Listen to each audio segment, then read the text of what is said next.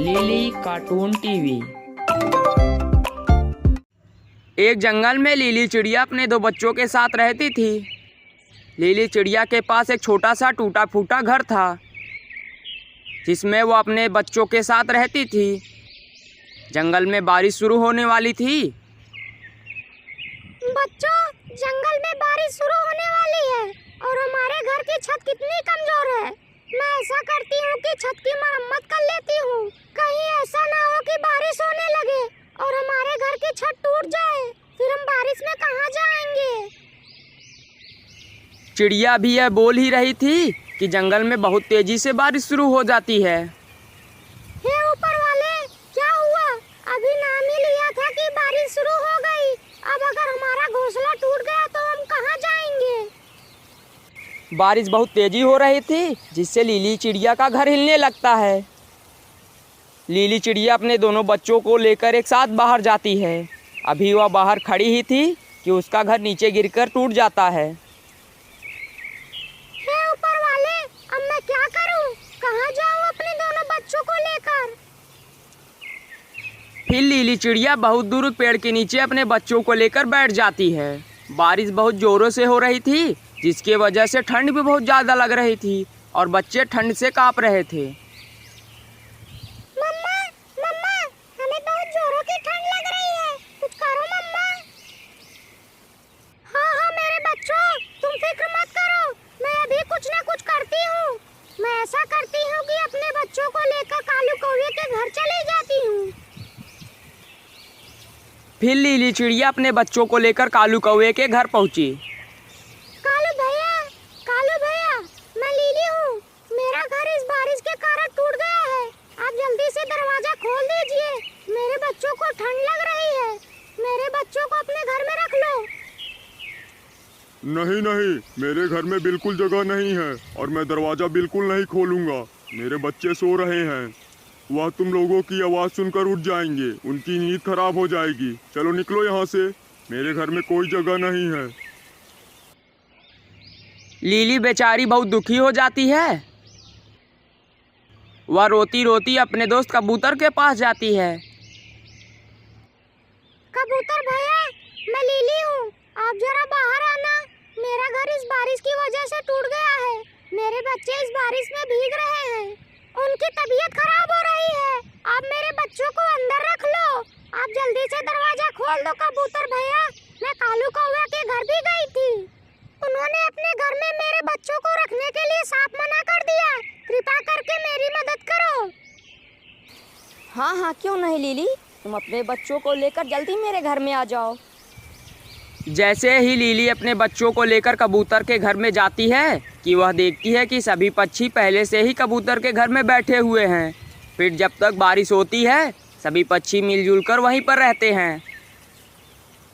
कौवा गुस्से में अपने बच्चों से कहता है, क्या हुआ? तुम सब रो क्यों रहे हो? आखिर क्या बात है? क्या चाहिए तुमको? हमें भजिए खाने हैं, वह भी लिली के बच्चों के मांस के। लिली के मांस से बने भजिए खाने हैं? वैसे भी हमने मांस खाना छोड़ दिया है। और फिर तुम्हें मांसाहारी खाना खाने की चाहत कैसे हुई? कालू कौवा का बच्चा नाराज होकर बोला, हमें भजिए खाने हैं तो खाने हैं, वह भी मांस के बने भजिए। आपकी दोस्त है ना वह, आप उसके एक बच्चे को लाकर नहीं दे सकते हमें? यह तुम कैसी बातें कर रहे हो? मेरे ही दोस्त के बच्चों को लाने के लिए कह रहे हो? मेरे दोस्त के बच्चे यानी मेरे बच्चे के समान हैं। वो मेरे बच्चे जैसे हैं। आपको थोड़ी ना खाने हैं भजिए, हमें खाने हैं ना। हमें आप ला कर दो, वरना हम कुछ खाए पिएंगे नहीं और ऐसे ही भूखे मर जाएंगे। यह कैसी बातें कर रहे हो? आखिर तुम्हारे सोच को क्या हो गया है?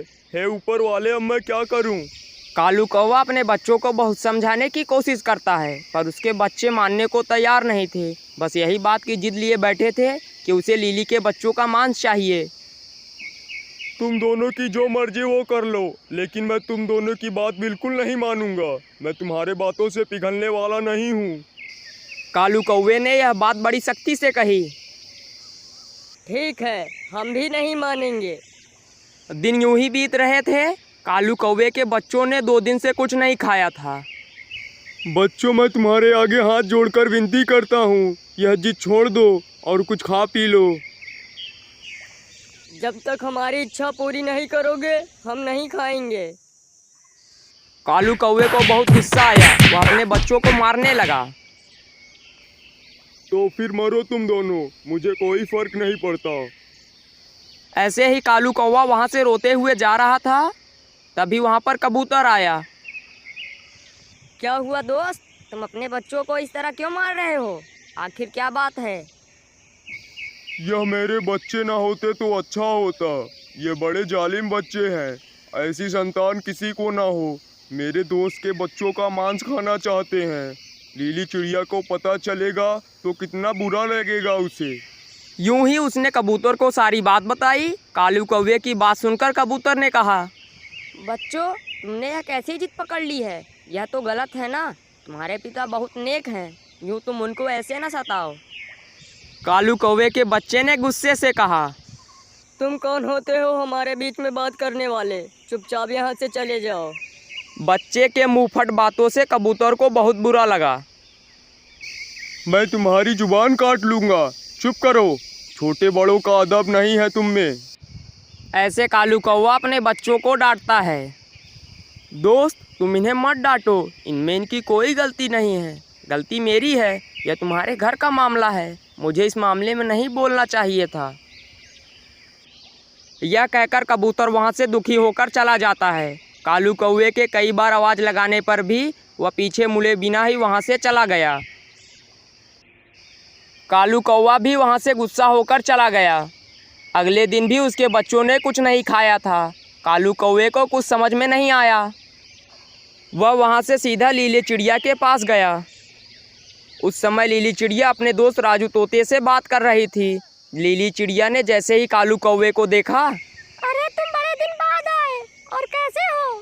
तुम्हारे बच्चे कैसे हैं? हाँ, बहुत अच्छे से मेरी जान खा रहे हैं। यह तुम कैसी बातें कर रहे हो? इतने दुखी क्यों लग रहे हो? बताओगे हमें भी? मेरे बच्चे बिना खाए पिए ऐसे ही पड़े हैं। उनकी यह हालत मुझसे देखी नहीं जा रही है। उनकी यह जिद है कि तुम्हारे बच्चों का मांस खाना चाहते हैं। अब मैं क्या करूं? मेरे तो कुछ समझ ही नहीं आता। तो अब यहाँ क्या करने आए हो? अपने बच्चों के लिए इन मासूम बच्चों को ले जाने आए हो? अपने बच्चों के खुशी के लिए इन बच्चों को बलि चढ़ाओगे? नहीं नहीं, मैं इसलिए नहीं आया था। मैं बस अपना दुख तुम्हें सुनाने आया था। मुझे कोई रास्ता बता दो, बस इसलिए मैं यहाँ आया था। ऐसी बेतुकी बातों के लिए भला क्या रास्ता होगा? 4 थप्पड़ लगाओगे तो वह बच्चे तुरंत सही हो जाते हैं। मैंने वह भी करके देख लिया, पर वह नहीं मान रहे हैं। ऐसा ही रहा तो मेरे बच्चे मर जाएंगे। मैं तुमसे विनती करता हूँ, मुझे कोई रास्ता बताओ। मैं एक माँ हूँ और तुम्हारा दर्द समझ सकती हूँ। तुम्हारे बच्चों के खुशी के लिए मैं अपने बच्चों का बलिदान देने के लिए तैयार हूँ। हम अपनी दोस्ती के लिए इतना तो कर ही सकते हैं। अगर नहीं कर सकते तो हमारे दोस्ती का क्या फायदा? मेरे बच्चों को अपने साथ खुशी खुशी ले जाओ। यह कहते हुए लीली चिड़िया रोने लगी। नहीं नहीं दोस्त, तुम मुझे अपने बच्चे नहीं दोगी। दोस्ती में खुशियाँ होनी चाहिए। खून से लथपथ दोस्ती मुझे नहीं चाहिए। तुम्हारे बच्चे मेरे बच्चे के समान हैं, इसीलिए कोई उपाय बताओ मुझे। कालू कौवे के दुखी होने पर राजू तोता को कुछ समझ नहीं आया। कुछ ही समय बाद वहाँ पर कबूतर भी आ गया। दोस्त, मैं अपने बच्चों के बदतमीजी के लिए माफ़ी मांगता हूँ। अपने बच्चों के गलती के लिए कालू माफ़ी मांगता है, इस विषय पर सभी चर्चा करने लगे। कुछ समय बाद कबूतर ने कहा, तुम सब वही करो जो मैं कहता हूँ। कबूतर ने फुसफुस कर उन्हें एक उपाय बताया। सभी ने उस पर हामी भरी। कालू खुशी खुशी अपने घोंसले में लौटा और कहा, तुम्हें जो चीज़ चाहिए थी मैं ले आया हूँ। ऐसा कहकर वह तेल में भजिए तलने लगा। कालू कौवे के बच्चे बहुत खुशी हो रहे थे। इतने में लीली अपने बच्चों के साथ वहाँ पर पहुँची। कालू जैसे ही लीली के बच्चों को उठाकर तेल में डालने वाला था कि तभी लीली बोली, दोस्त, हम हमने जो सौदा किया था, क्या तुमने अपने बच्चों को बताया?